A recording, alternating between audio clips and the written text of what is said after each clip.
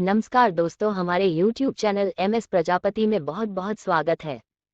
तो दोस्तों, ऋषि कंदु के 1907 साल संभोग करने का रहस्य। हमारा देश पौराणिक समय से ही ऋषियों महर्षियों की तपस्थली रहा है।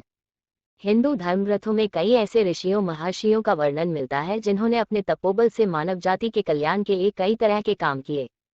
तो वही कई ऐसे भी ऋषि हुए जिनकी शक्ति से देवराज इंद्र को भी डर सताने लगता था कि कहीं उनसे देवराज की पदवी उनसे कोई छीन ना ले। इसी कारण उन्हें जिस किसी भी ऋषि की तपस्या से भय लगने लगता, उनकी तपस्या भंग करने के उद्देश्य से वो स्वर्ग की अप्सरा को पृथ्वीलोक पर भेज देते। ऋषि अप्सरा के रूप और यौवन को देखकर मोहित हो जाते थे। इस पोस्ट में एक ऐसे ऋषि की कथा बताने जा रहे हैं जिन्होंने करीब 1000 वर्षों तक एक अप्सरा के साथ भोग विलास किया।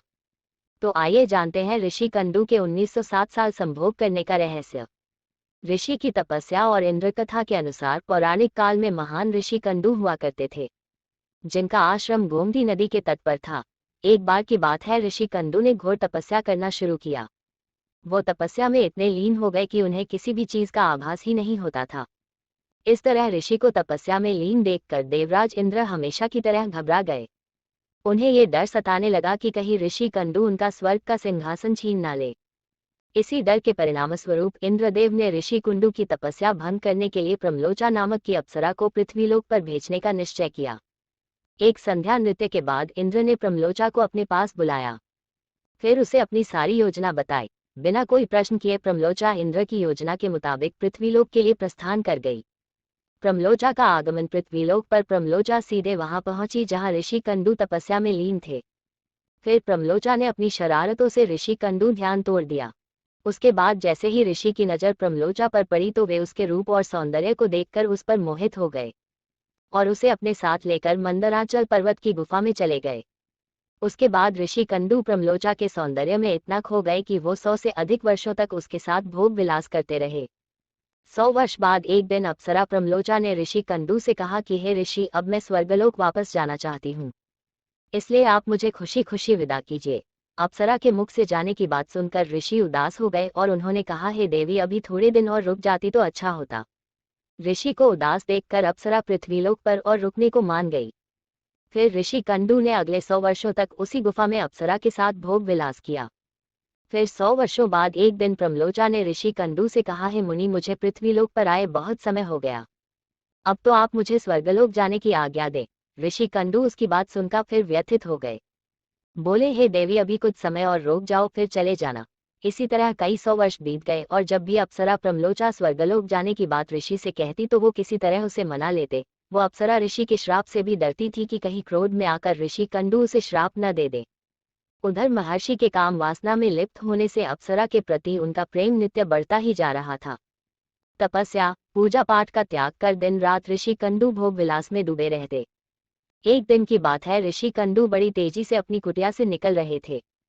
तभी प्रमलोचा उनके पास आई और पूछने लगी, हे मुनि, आप कहाँ जा रहे हैं?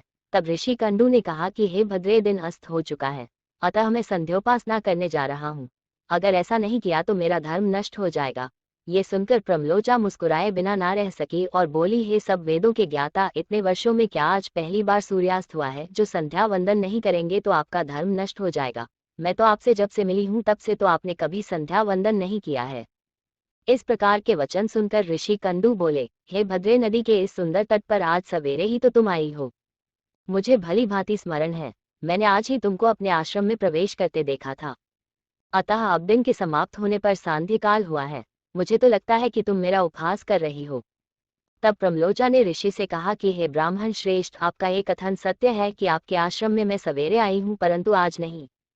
जिस सुबह मैं यहाँ आई थी उस समय को तो कई 100 वर्ष बीत चुके हैं। ये सुन महर्षि कंदु घबरा गए और बोले कि हे सुंदरी, मुझे सही सही बताओ, मुझे तेरे साथ रमण करते कितना समय बीत चुका है? तब प्रमलोचा ने बताया कि आपको मेरे साथ रमण करते हुए 907 वर्ष 6 महीने और 3 दिन हो चुके हैं। ये सुनकर ऋषि कंदु हैरान हो गए और बोले, हे प्रिय, क्या तुम सत्य कह रही हो या फिर मेरे साथ कोई मजाक कर रही हो? मुझे तो ऐसा प्रतीत होता है कि मैं तुम्हारे साथ एक दिन ही रहा हूँ। तब प्रमलोचा बोली कि हे ब्राह्मण, मैं आपसे झूठ कैसे बोले सकती हूँ, वो भी उस समय जब आप अपने धर्म मार्ग का अनुसरण करने के लिए तत्पर होकर मुझसे पूछ रहे हो। मैं यहाँ किसी के कहने से आई थी। ऋषि, आप क्रोधित ना हो, मैं आपको सारी घटना का सत्य बताती हूँ। परंतु हे ऋषि, मेरा इसमें कोई दोष नहीं है, इसलिए मुझे क्षमा कर दीजिएगा। तब ऋषि कंडू ने कहा कि जल्दी बताओ, तुम्हें यहाँ किसने भेजा था?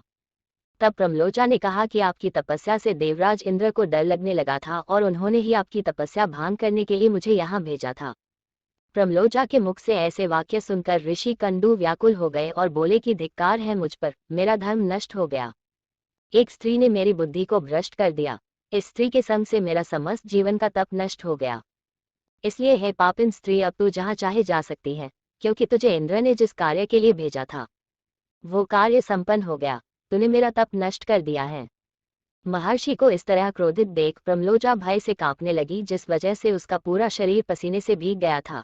उस समय ऋषि ने जो गर्भ प्रमलोचा में स्थापित किया था वह भी अप्सरा के रोम छिद्रों से निकलकर पसीने के रूप में उसके शरीर से बाहर आ गया। प्रमलोचा के पसीने से वायु ने उस गर्भ को इकट्ठा किया और वृक्षों ने उसे ग्रहण किया।